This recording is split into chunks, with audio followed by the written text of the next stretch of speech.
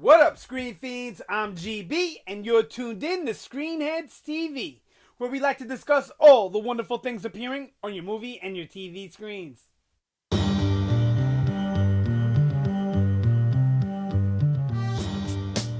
Okay, so this is going to be another Marvel Cosmic video, and in this one we're going to discuss Guardians of the Galaxy 3, on the possibilities for the storyline there, and the fact that James Gunn is also directing that one.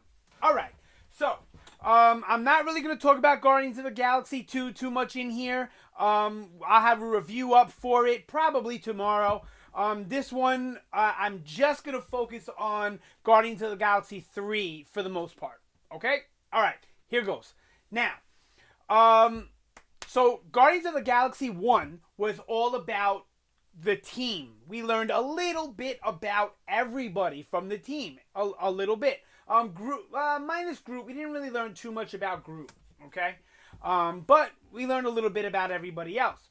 And then Guardians of the Galaxy 2, we basically focused on, we had a little bit of the Nebula, Gamora stuff, but it was mostly about Quill and his parentage. So, you know, Quill and Ego and Yondu and the mom.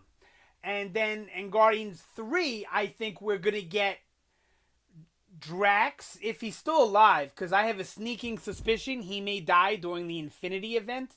But we'll go with Drax, Groot, and Rocket are going to be our focuses. All the other ones will be in it, but I think we're going to get our full Gamora Nebula storyline throughout the Infinity series, which I think will be 2 movies. I did videos on this too, so when you're done with this one, if you want to check out my predictions and ideas for what I think is going to happen in Infinity War and the following movie, go check that video out. Alright, so I think we'll get Nebula and Gamora stuff in those movies.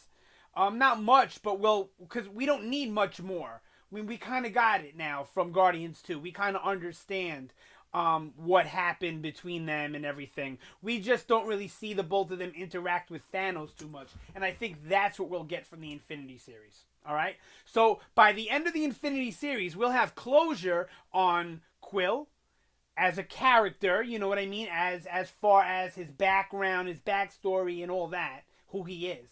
And, right? So we already got closure on Quill, and then we'll have closure between Nebula and Gamora and their backstory. And then all we have left from our original team is maybe a little bit more on Drax, but we kind of got a sense of his backstory too.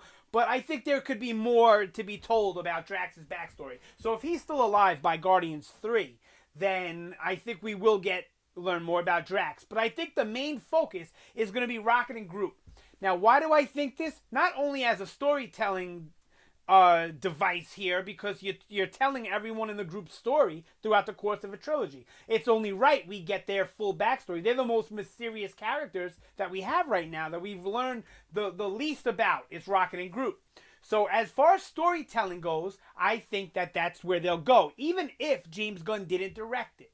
But since James Gunn is directing it, I think we're obviously, because he said he loves those 2 characters, he would love to do a Rocket and Groot movie, and I think Guardians 3 is going to be our Rocket and Groot movie.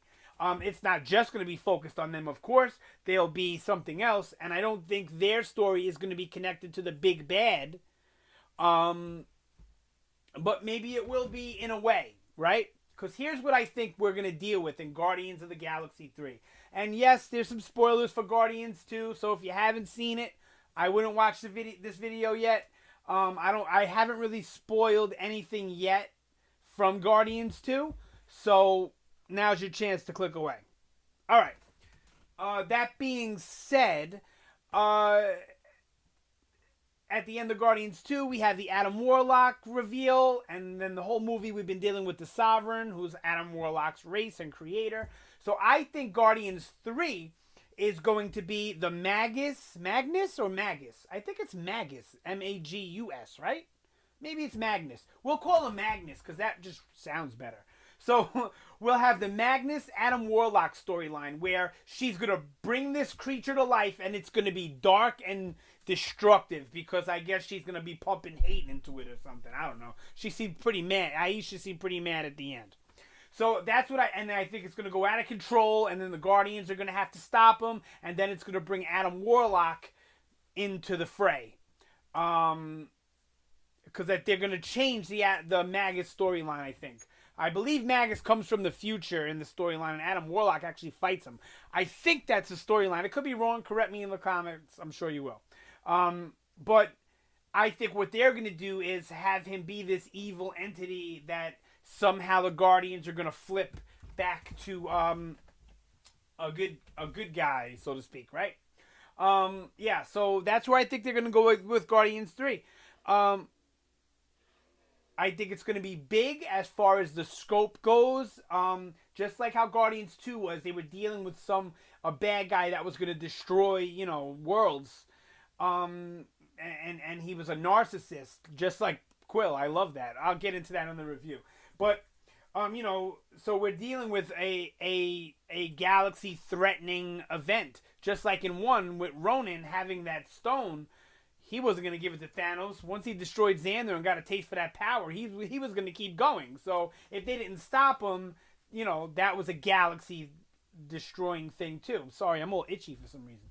And then Guardians 3 would also be something on Galaxy, but also be a smaller story. Just like the other ones. They're small stories at their core. The first one's about the group. The second one's about fathers and family and parentage. And then the third one, I think, will be more expanding on the family, but I think also the trauma we're going to deal with, and being an outsider, being an outcast, and that type of. So it's going to be a smaller movie, but the threat is going to be galaxy threatening, and that'll be the Magnus. I don't know if there'll probably be another threat too. Maybe some more rogue Ravagers come back into play, but I don't think so. I think they're done with the Ravagers being bad guys.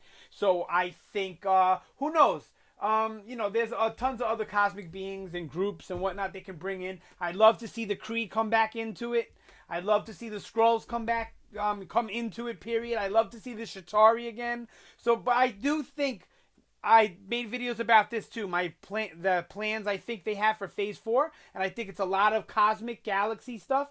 So I think we'll get a lot of that stuff. I think they're gonna make a deal for the Fantastic Four and the Kree and all that, and I think we're gonna get the Kree race, and I think we're gonna get the Kree Skrull War, and I think we're gonna get all that stuff. So this should be really exciting. I'm excited. I loved Guardians 2. Look out for my review. It'll be up soon if it's not up already. I go into pretty good detail on reviewing the film, and there's also a review going to be up for Guardians 1. You can look out for that one also. All right, that's it for this one. You guys have a great day. Thank you so much for watching. Sorry about the ringing. I always appreciate it. All right, I will see you next time. Oh, sound off down below. Let me know what you think is gonna happen in Guardians 3. Man, I almost had a good outro on that one. Thanks again for watching. Have a good day. See you next time.